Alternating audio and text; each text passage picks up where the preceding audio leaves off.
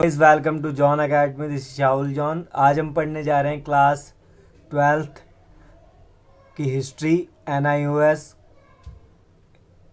Code 315। NIOS की history है ये, चैप्टर 14। ये पार्ट सेकंड है। फर्स्ट पार्ट को मैं पहले ही बना चुका हूँ, आप प्लेलिस्ट में चेक कर सकते हैं, जिसका नाम है मध्यकालीन भारत में सांस्कृतिक विकास। जैसे कि आपको पता है फर्स्ट पार्ट बन चुका है, सेकंड पार्ट की ओर हम बढ़ते हैं। हमने कादरी सिलसिला तक फर्स्ट पार्ट में कवर कर लिया था। अब हम पढ़ेंगे यहाँ से सेकंड पार्ट में भक्ति आंदोलन के बारे में।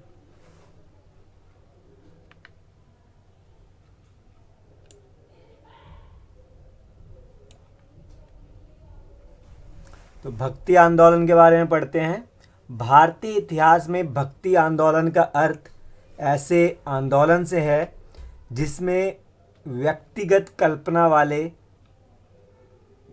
सर्वशक्तिमान ईश्वर के प्रति समर्पण का भाव लोकप्रिय हुआ। तो भक्ति आंदोलन का मतलब किससे है? एक ऐसा आंदोलन जिसमें व्यक्तिगत कल्पना, यानी कि कोई एक इमेजिन कर रहा है सर्वशक्तिमान ईश्वर के लिए कि उसके लिए क्या करेंगे, समर्पण कर देंगे। तो ये भाव लोकप्रिय हुआ था उस समय में। इसका उद्गम हमें प्राचीन भारत के ब्राह्मण तथा बौद्ध परंपराओं से मिलता है। इसकी जो शुरुआत है वो मिलती है हमें प्राचीन भारत के ब्राह्मण और बौद्ध परंपराओं से। यह दक्षिण भारत में एक धार्मिक प्रथा से प्रारंभ हुआ।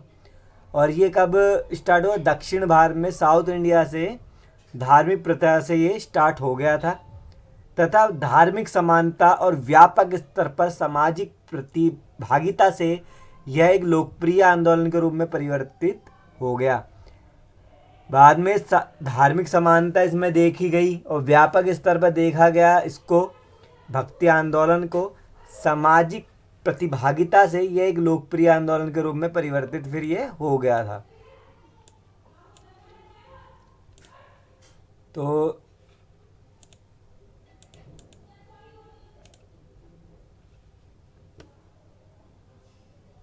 यहाँ से हम अंडरलाइन कर सकते हैं इसको।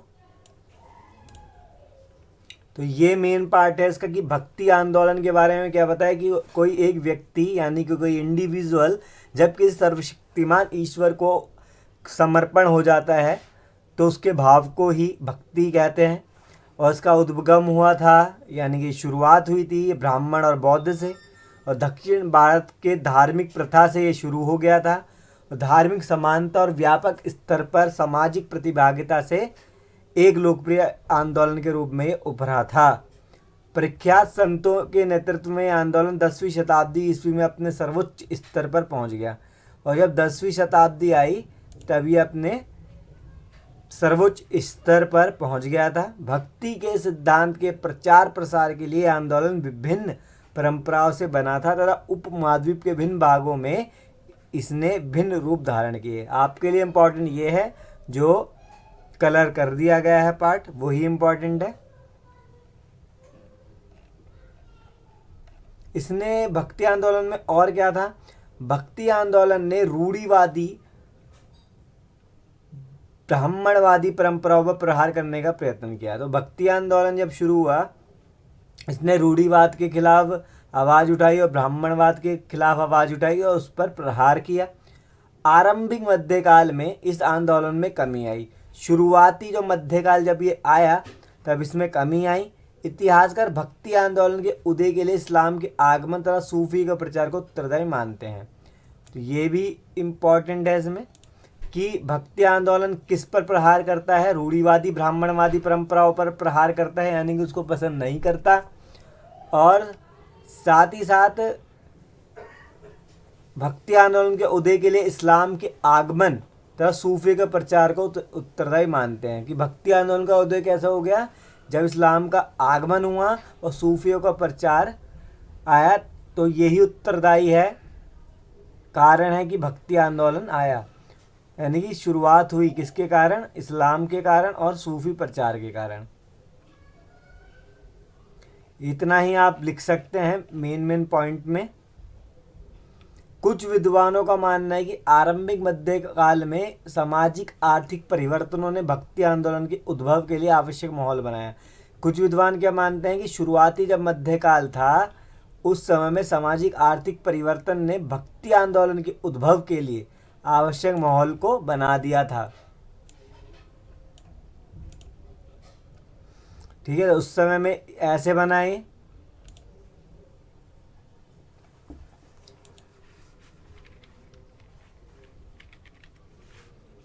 साथ ही साथ शाहुल जॉन चैनल को जरूर सब्सक्राइब करते रहें। और 13वीं तथा 14वीं शताब्दी में निर्मित वस्तुओं, विलासिता संबंधी तथा अन्य कलात्मक वस्तुओं की मांग ने शहरों में शिल्पियों का प्रवेश कराया। तो आपको इतना ही याद रखना है कि कुछ विद्वानों ने आरंभिक मध्यकाल में, जो शुरुआती मध्यकाल आया उस समय में सामाजिक आर्थिक परिवर्तनों के समय में भक्ति आंदोलन के उद्भव के लिए आवश्यक माहौल बना दिया था कि भक्ति आंदोलन और भी फैले। ये तो दक्षिण भारत की बात की गई अभी तक। उत्तर भारत में भक्ति आंदोलन,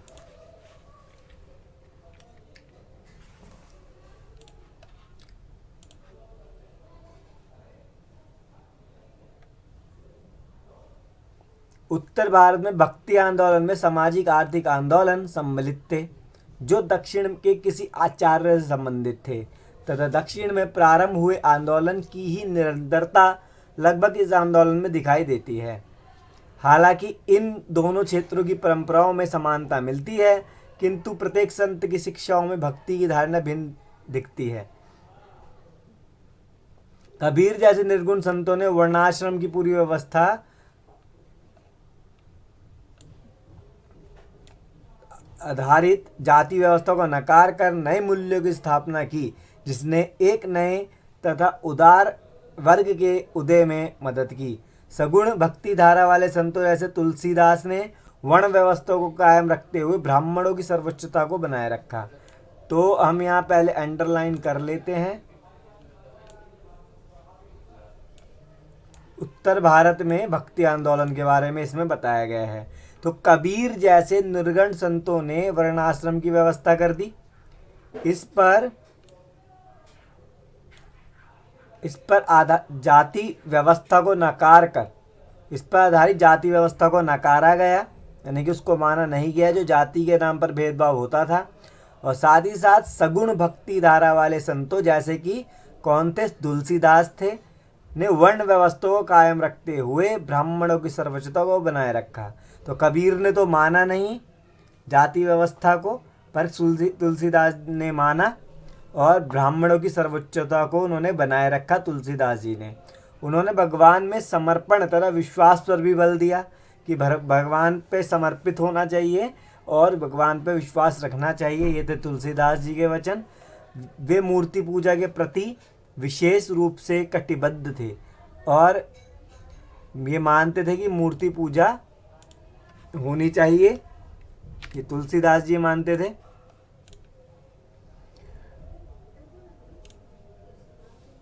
एकेश्वरवाद भक्ति, एग्जाम में ये भी आता है कि एकेश्वरवाद भक्ति के बारे में बताइए। आपने इतना भक्ति आंदोलन पढ़ लिया है, इसमें आप देख सकते हैं एकेश्वरवादी भक्ति। उत्तर भारत में कबीर सबसे पुराने तरह सर्वाधिक प्रभावशाली संत थे। तो उत्तर भारत में कबीर थे जो 1440 से 1578 ईस्वी तक रहे, जो सबसे पुराने तथा सबसे ज़्यादा प्रभावशाली संत थे, जो अपने में प्रभाव रखते थे बहुत ज़्यादा। वे एक जुलाहे थे। उन्होंने अपनी ज़िंदगी का एक लंबा समय बनारस में गुजारा था। उनकी कविताएं सिखों के पवित्र ग्रंथ गुरु ग्रंथ साहिब में भी सम्मिलित की गई है। उनकी जो कविताएं हैं कबीरदास की, वो सिखों के पवित्र गुरु ग्रंथ साहिब में भी लिखी गई है। कबीर से प्रेरित होने वाले मुख्य संत रैदास थे। कबीर से जो प्रेरित हुए थे वो कौन थे? संत रैदास।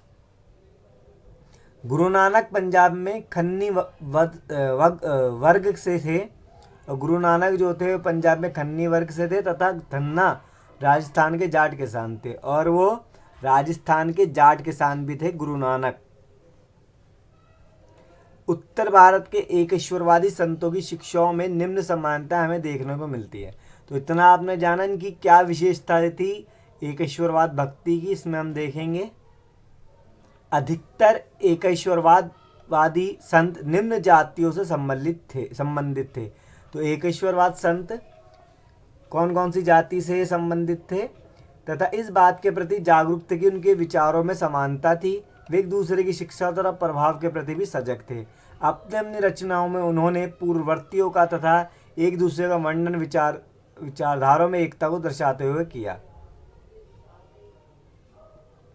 यहाँ तक लिख सकते हैं आप कि अधिकतर एकेश्वरवादी संत निम्न जातियों से संबंधित, यानी कि छोटी जातियों से संबंधित थे जो एकेश्वरवादी थे, तथा इस बात के प्रति भी जागरूक थे वे कि वे उनके विचारों में समानता होनी चाहिए। सभी वैष्णव भक्ति के सिद्धांत से तथा नाथपंथी आंदोलन और सूफी से भी प्रभावित थे। ये इनसे प्रभावित थे।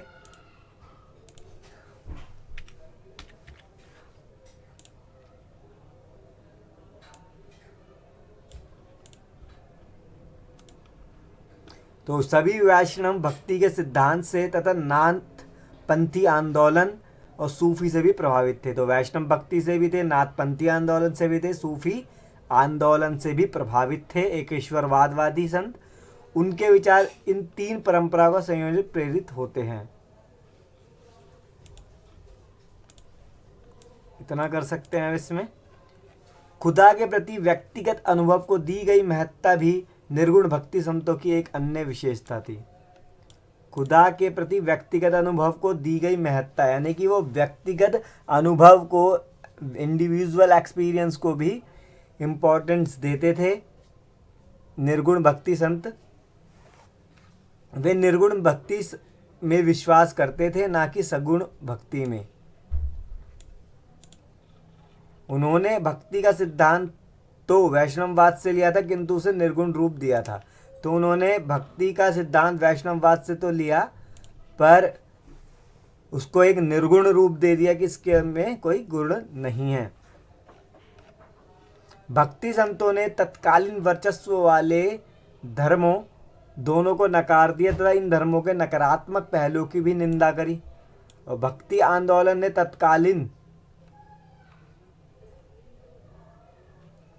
भक्त्यांत संतों ने तत्कालीन वर्चस्व वाले धर्मों दोनों को नकार दिया, चाहे हिंदू हो या इस्लाम हो, तथा इन धर्मों को नकारात्मक पहलुओं की भी निंदा की कि हिंदू हो या इस्लाम, अगर वो नकारात्मक करते हैं, कुछ मतलब बातों को फैलाते, तो उसकी भी उन्होंने निंदा करी। उन्होंने पूरे उत्तर भारत में प्रचलित तथा लोकप्रिय भाषा में कविताओं का सृजन किया। ये भी लिख सकते हैं आप कि उन्होंने उत्तर भारत में प्रचलित तथा लोकप्रिय भाषा में कविताओं का भी सृजन करा। फिर आते हैं वैष्णव भक्ति।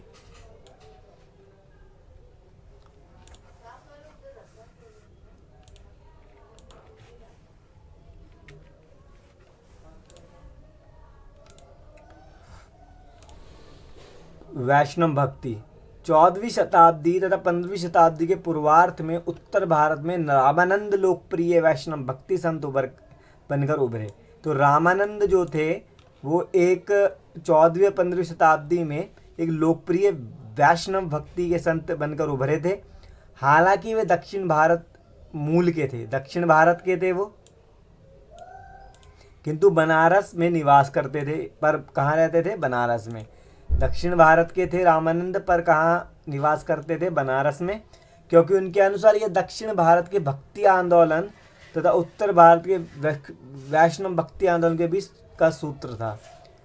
क्योंकि ये दक्षिण भारत के भक्ति आंदोलन का उत्तर भारत के वैष्णव भक्ति आंदोलन के बीच का सूत्र था। क्या था? वैष्णव भक्ति। तो दक्षिण भारत और भक्ति आंदोलन, उन्होंने अपनी भक्ति का विषय विष्णु के बजाय राम को बना लिया।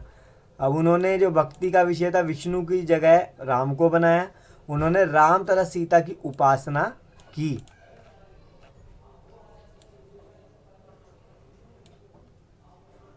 किसने करी? रामानंद ने। और उत्तर भारत में राम की उपासना के जनक कहलाए। कौन कहलाए? रामानंद कहलाए।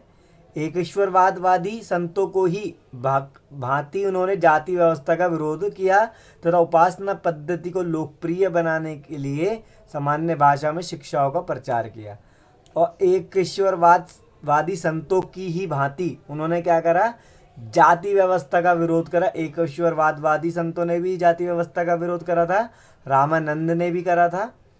और उनकी उपासना को लोकप्रिय बनाने के लिए सामान्य भाषा में शिक्षा का भी प्रचार उन्होंने किया। उनके अनुयायियों को रामानंदी कहा गया। जो उनके अनुयायी थे उनको क्या बोला गया? रामानंदी कहा गया। और भक्ति आंदोलन के महत्वपूर्ण संत कौन थे? तुलसीदास। तो इतनी बात आपको ध्यान रखनी है। आगे देखते हैं।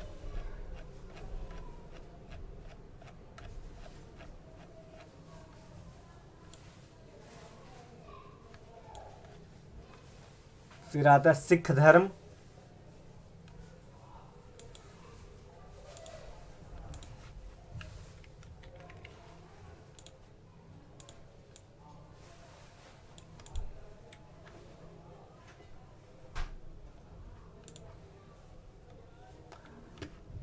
गुरु नानक की शिक्षाएं तथा दर्शन भारत के दर्शनवादी विचारों के एक महत्वपूर्ण अंग का निर्माण करते हैं। उनके दर्शन में 3 मुख्य तत्व थे।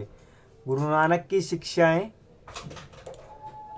इनके 3 मुख्य तत्व थे। कौन से थे? चमत्कारी नेतृत्व, विचारधारा तथा संगठन, यानी जो संगति होती है। नानक ने तत्कालीन धार्मिक विश्वासों का मूल्यांकन किया तथा एक नए धर्म की नींव डाली। तो गुरु नानक ने नए धर्म की नींव डाली जो मुक्ति को ले जा सके। उन्होंने मूर्ति पूजा का पुरजोर खंडन किया, तीर्थ यात्राओं का समर्थन नहीं किया तथा अवतारों के सिद्धांत को भी स्वीकार नहीं किया। क्या क्या नहीं किया गुरु नानक जी ने? मूर्ति पूजा का पुरजोर खंडन किया, तीर्थ यात्राओं का, जो तीर्थ यात्रा करते हैं उसका समर्थन उन्होंने नहीं किया, और जो अवतार होते हैं कि ये किसी किसी के जो अवतार होते हैं भगवानों के, उनका भी सिद्धांत को उन्होंने स्वीकार नहीं किया था। उन्होंने कर्म कांडों की भी निंदा करी थी। मोक्ष की प्राप्ति के लिए उन्होंने सच्चे गुरु को पाने पर बल दिया कि अगर तुम्हें मोक्ष चाहिए तो सच्चे गुरु को आपको पाना पड़ेगा। उन्होंने लोगों को इन सिद्धांतों का अनुसरण करने तथा उपासना करने को कहा कि सच, हलाल, ईमानदारी की कमाई यानी कि खैर, दूसरों की सलामती की दुआ, नियत तथा खुदा की सेवा। ये गुरु नानक जी ने बोला कि इन बातों को मानना है। उन्होंने जाति तथा उसके द्वारा होने वाली असमानता को पूर्ण नकारा कि जो भी असमानता होती है जाति के नाम पर उसको उन्होंने नकारा था। उन्होंने कहा कि व्यक्ति, ये गुरु नानक जी हैं, जाति तथा इज्जत के द्वारा किए गए कार्यों के द्वारा निर्धारित होनी चाहिए।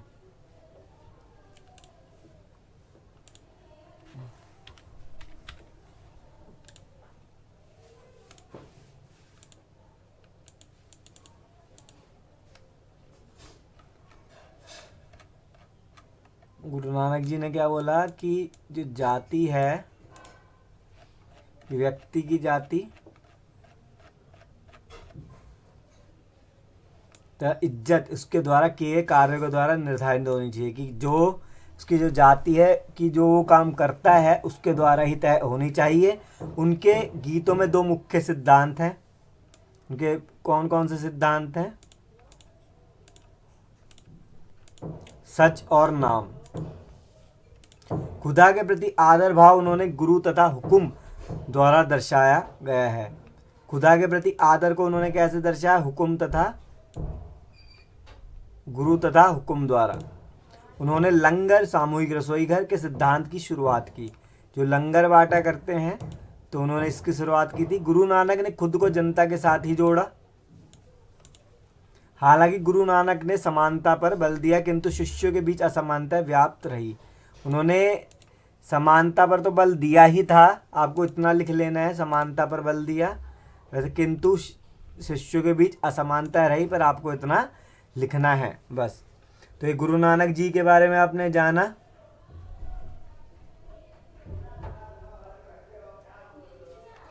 यहाँ गुरु गोविंद सिंह जी के बारे में हम पढ़ेंगे। यहाँ से गुरु गोविंद सिंह ने 17वीं शताब्दी में समानता के विचार को पुनः स्थापित किया। उन्होंने समानता के विचार को दोबारा स्थापित करा गुरु नानक जी ने, गुरु गोविंद सिंह जी ने। सन 1699 में गुरु गोविंद सिंह ने विभिन्न सिख समूहों के मध्य व्याप्त मतभेदों को दूर किया तथा खालसा पंथ की स्थापना की। तो खालसा पंथ की स्थापना गुरु गोविंद सिंह जी ने की थी, और एक उन सिखों के बीच जो मतभेद थे उसको दूर करने का भी प्रयास किया था उन्होंने। इस संस्था ने मसंदों को मध्यस्थ की भूमिका से हटा दिया। इसके पश्चात हर सिख के साथ प्रत्यक्ष संबंध रख सकता था। सिखों के बीच एकता बनाए रखने के लिए गुरु ने कुछ नई परंपराओं का पालन अनिवार्य किया। तो इतनी बात आपको ध्यान रखनी है। गुरु गोविंद सिंह जी ने 17वीं शताब्दी में समानता के विचार को पुनः स्थापित किया, और 1699 में उन्होंने सिख समूह के बीच मतभेद को दूर करने का प्रयास किया। साथ ही साथ खालसा पंथ की भी स्थापना गुरु गोविंद सिंह जी ने करी।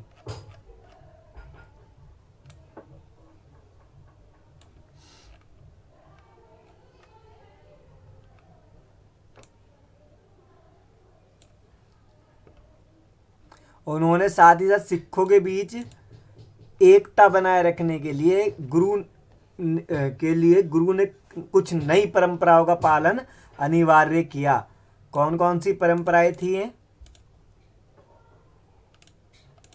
धर्म में प्रवेश के